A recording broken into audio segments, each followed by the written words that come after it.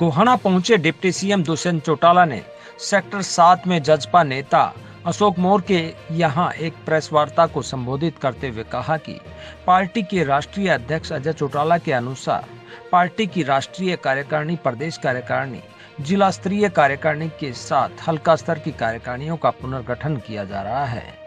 Party द्वारा अनेक कार्यक्रम चलाए जा रहे हैं। उसी के अनुसार पुराने लोगों को पार्टी के साथ जोड़ने का कार्यक्रम आज भी है। इस दौरान उन्होंने कहा कि सभी अपनी पार्टी को मजबूत कर रहे हैं, चाहे मुख्यमंत्री हो भूपेंद्र हुड्डा हो या इनेलो। इस दौरान उन्होंने गठबंधन टूटने के सवाल पर कहा कि 3.5 साल से तो गठबंधन टूटा नहीं, किसी के कहने से ना गठबंधन बनता है और ना ही टूटता है। निगम चुनाव को लेकर उन्होंने कहा कि सभी पार्टियां अपनी तैयारी रखती हैं, जजपा की भी पूरी तैयारी है। देखिए, पार्टी संगठन में डॉक्टर अजय सिंह चौटाला जी ने रिसेंटली राष्ट्रीय कार्यकारिणी, प्रदेश कार्यकारिणी और डिस्ट्रिक्ट बॉडीज को रीस्ट्रक्चर किया है और हमने भी शुरुआत करी है कि हम हल्का बॉडीज भी जल्द से जल्द रिकॉन्स्टिट्यूट कर ले। इसके ऊपर पार्टी अपनी कार्रवाई कर रही है। पार्टी के अलग अलग कार्यक्रम भी चल रहे हैं, चाहे वो बूथ पे हमारे युवा साथी और महिला जोड़ने के लिए बूथ सखी, बूथ योद्धा की बात, चाहे पार्टी संगठन के विस्तार के लिए। और आज उसी जिम्मेवारी के साथ गोहाना के अंदर हम पहुंचे हैं और मुझे लगता है सामाजिक तौर पर बहुत से ऐसे नए साथीगण हैं जो हमारे साथ शायद हिस्टोरिकली एसोसिएट ना रहे और जननायक जनता पार्टी में वास्ता जिताना चाहते हैं। हम सबका स्वागत है। हर पॉलिटिकल पार्टी को ये तो अधिकार है कि वो अपने संगठन के प्रति मेहनत और गंभीरता के साथ काम करे और मुझे लगता है आज सारी पॉलिटिकल पार्टीज इसी प्रयास में कि वो अपने संगठन को मजबूत बनाकर आगे लेकर चलने का काम करें। मुझे लगता है कि हमें जो जिम्मेवारी डॉक्टर अजय सिंह चौटाला जी ने दी उसको पूरी ईमानदारी के साथ, पूरी मेहनत लगन के साथ हम निभाएंगे। ओम प्रकाश चौटाला जी कह रहे हैं कि 2024 से पहले बीजेपी जेजेपी का गठबंधन टूट जाएगा। मैं तो ये चीज विपक्ष के मुंह से और आप जैसे पत्रकार साथी जो बारी बारी इसको सवाल के तौर पे लेके आते हैं, 2019 की नवंबर से सुन रहा हूँ। अक्टूबर 27 को ओथ ली थी और नवंबर में ये कहा गया था कि 15 दिन में गठबंधन टूट जाएगा। 3.5 साल मजबूती के साथ दोनों पार्टियों ने गठबंधन चलाया है और आगे भी प्रदेश के हित में गठबंधन इसी मजबूती के साथ चलेगा। और किसी के कहने से कि ये गठबंधन टूट जाएगा, गठबंधन नहीं टूटेगा। जब दोनों पार्टियों में मन भेद हो जाएगा, मतभेद हो जाएगा, तो जरूर पार्टियां अपने आप विचार करेगी। आज के दिन मुझे नहीं लगता कि हमारे पॉलिटिकल तौर पर दोनों पार्टियों में कोई मनभेद है। अगर होगा ये तो भविष्य की गर्भ में है। अगर हम महाराष्ट्र उठाकर देखें तो शिवसेना और बीजेपी का गठबंधन इतने लंबे साल चला था, वो टूट गया। अगर पंजाब उठाओ तो अकाली दल और बीजेपी का गठबंधन तो 2 डेकेड का था, वो टूट गया। और हैरानी की बात है कि कांग्रेस, एनसीपी और शिवसेना मिलकर सरकार बना, तो भविष्य है और भविष्य मुझे नहीं लगता कि हम में से कोई प्रिडिक्ट कर सकते। 2024 से पहले नगर पालिका, नगर परिषद और निगम के चुनाव होने वाले हैं सर, उसमें पार्टी अकेले चुनाव लड़ेगी या? कि आज के दिन हर पार्टी हर सीट की तैयारी कर रही है। पहले भी निगम के चुनाव हुए हैं और बाद में यही डिसीजन लिया गया, दोनों पार्टियां मिलकर लड़ेंगी। ये तो राजनीतिक तौर पर चर्चा करके भविष्य में क्या होगा उस पर कदम उठाएंगे। सर आज के दिन मानेसर हो, गुरुग्राम हो, फरीदाबाद हो, उनमें म्युनिसिपल कॉरपोरेशन के चुनाव ड्यू हैं और लगभग 10 ऐसी म्युनिसिपैलिटीज हैं और आगे फिर रोहतक के, आपके सोनीपत के, इनके चुनाव ड्यू हो जाते हैं। तो उसके अंदर भी पार्टी की गतिविधियां मुझे नहीं लगता कि हमारी कम है या भारतीय जनता पार्टी की कम है या कांग्रेस की कम है। सभी पार्टी अपने लेवल पर मेहनत करें। उन्होंने कहा कि पहली बार किसी पार्टी ने जो वादे किए वो पूरे किए। जैसे महिलाओं को 50% हिस्सेदारी हमने दी है, स्टेट की परीक्षा घर के पास करवाई गई है। इस दौरान उन्होंने कहा कि 59 लाख टन गेहूं गोदाम में पहुंच चुका है। के बीच में जो हमने वादे किए उसको हमने प्राथमिकता के साथ सरकार के माध्यम से पूरा करवाया है। दोनों पार्टियों ने इतिहास में पहली बार पिछड़ी बैकवर्ड क्लासेज, जिनको हम बैकवर्ड ए कहते हैं, उनको यूएलबी और पंचायती राज में भी रिजर्वेशन देने का काम किया। आज महिलाओं को 50% हिस्सेदारी हमने दी। बूथ्स के अंदर 30% रिजर्वेशन महिलाओं के लिए हमने लाने का काम किया। एचटेट का पेपर हो, पहले तो पूरी पूरी रात लोगों को ट्रेवल करना पड़ता था, आज उनके घर के पास स्थान उनको हम देने का काम करते हैं। आज ठेकेदारी प्रथा, जिसको बहुत बड़ा चैलेंज मानते थे, उसको पूरी तौर पर समाप्त कर कर सरकार की कॉरपोरेशन से, कौशल रोजगार निगम से, हमने लाखों एम्प्लॉयज को कॉन्ट्रैक्चुअली आज सरकार की सेवा में लगाया है। और मैं ये मानता हूं कि उसके अंदर भी जो निर्णय था कि 1,80,000 से नीचे वाले परिवारों को प्राथमिकता के तौर पे जो जॉब्स दिए जाएंगे, इसमें असली फायदा ये हुआ कि गरीब के बच्चे को नौकरी मिली। आज परिवार पहचान पत्र की हमने हेल्प ली और राशन डिपो की अलॉटमेंट, जो एक टीडीएस प्रोसेस था राशन कार्ड बनाने का, उस टीडीएस प्रोसेस को भी इतना सिंप्लीफाई कर दिया। अभी मैं बाहर खड़ा था तो एक औरत आई जो कहती है मेरे पास तो कोई संसाधन नहीं है, फिर भी मेरा कार्ड नहीं बना। अगले 24 घंटे में हम उसकी समस्या को रेक्टिफाई कराएंगे। और पहले तो महीनों महीनों दफ्तरों में घूमती रहती तो भी उसका राशन कार्ड बनने के लिए कोई ओनस नहीं लेता। इतना सिंप्लीफिकेशन करना मुझे लगता है कि एक इतिहास में चैलेंज था और हमने उसको अचीव किया है। और छोटो प्रिक्योरमेंट हुई 62 लाख मेट्रिक टन की। मेरे सरकारी गोदामों में आज 559 lakh metric ton, 59 lakh metric ton पहुंच चुका है। और 58 लाख मेट्रिक टन की पेमेंट में किसान के खाते में पहुंचा चुका हूं। इससे बड़ी अचीवमेंट क्या होगी? आपके गोहाना में 7 दिन लेट टेंडर हुआ ट्रांसपोर्ट का, मगर ऐसा नहीं हुआ कि गोहाना की मंडी में किसान को रात को अपने अनाज पे सोना पड़ा। जरूर उठान में धीराई हुई, मगर उससे कोई किसान परेशान हुआ? आज मोबाइल में मैसेज आते, किसी के गांव में जाके पूछ लेना जो अनाज बेच के आए कि तेरे इतने अनाज के इतने रुपए खाते में ट्रांसफर कर दिए। मुझे लगता है मैं सेटिस्फाइड हूं कि जो फार्मर का भला इतिहास में सोचा जा सकता था, आज हमने कर दिया। और एफसीआई की परचेज है, स्टेट गवर्नमेंट की उसमें इंटरवेंशन नहीं हो सकती। आपको पहले दिन क्लैरिफाई होना चाहिए। आपने कथूरा बोला तो मेरे को पता है कि वहां साइलो है। साइलो में भी मैं आज रोहतक गया था और मैंने लाखन माजरा के पास शायद साइलो लगा है, उसका रिव्यू लिया है। उसके अंदर भी पहले से, पिछले साल से 3 गुना स्पीड से इस बार प्रोक्योरमेंट हुई है। और हमने आदेश दे दिए है, लेटर भी एफसीआई को लिख दिए कि जो इसके अंदर रोलर्स हैं जो अनाज को लेके जाते हैं, उसकी कैपेसिटी बढ़ाई जाए कि अगली बार किसान को जो इस बार दिक्कत आई तो दिक्कत ना।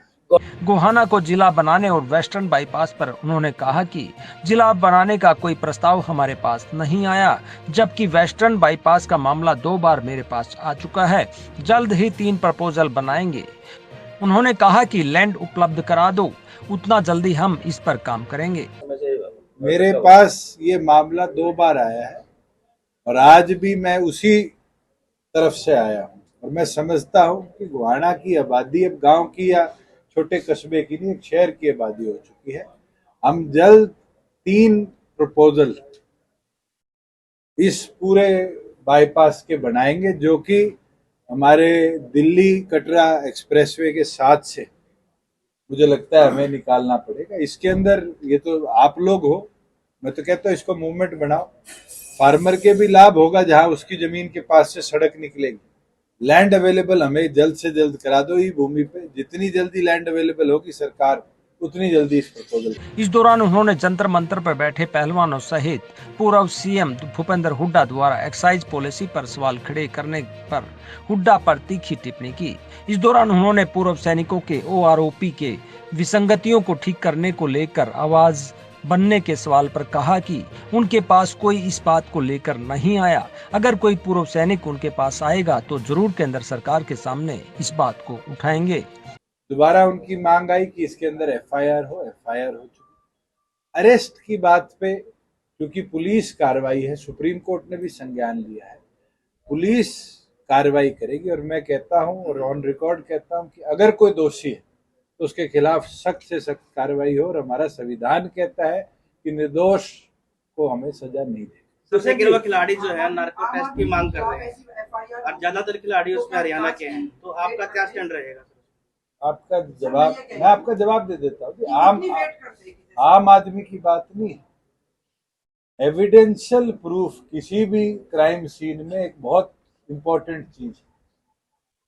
आज मैं जो कमेटी की रिपोर्ट जो बनी स्पोर्ट्स अथॉरिटी ऑफ इंडिया की, उसको आपको ऑन रिकॉर्ड नहीं बता सकता। जो एविडेंस खिलाड़ी पुलिस को देंगे, लेट पुलिस इंक्वायर।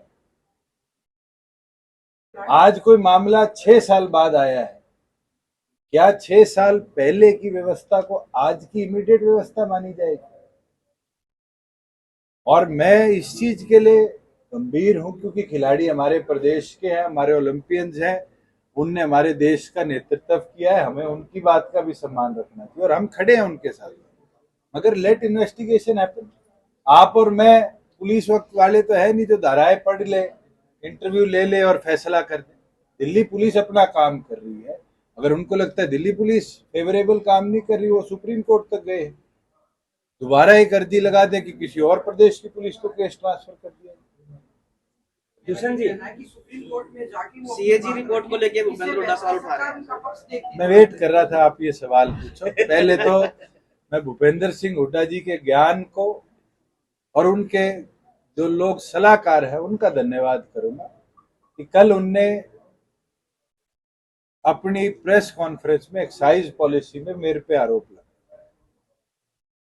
आज ऑन रिकॉर्ड है कि भूपेंद्र सिंह हुड्डा के 10 साल में एक्साइज रेवेन्यू जो आता था उसका 4 गुना ज्यादा, on record 4 times more, 2,500 crore से 10,000 करोड़ रुपया हमारा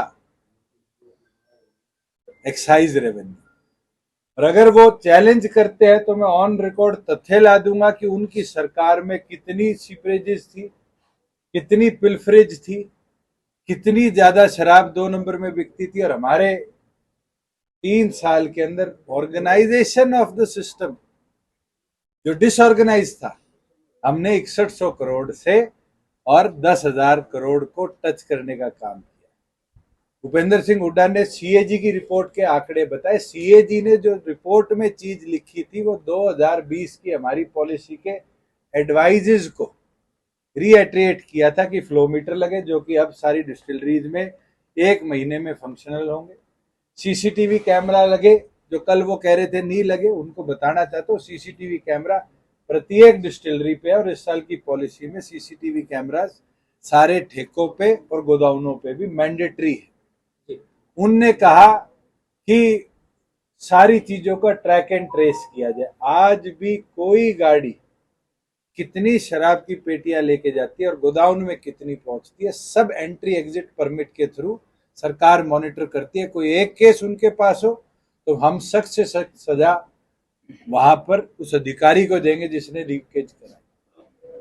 हमारे गवर्नमेंट के अंदर जो इनके टाइम पे ठेकेदार सरकार का पैसा चुकाए बिना भाग जाया करते थे, और रिकॉर्ड दिखाऊंगा तो 2009 से लेके 14 तक में 250 करोड़ रुपए आज भी ड्यू पड़ा है इनकी गवर्नमेंट का, जो ठेकेदारों का बकाया है सरकार को।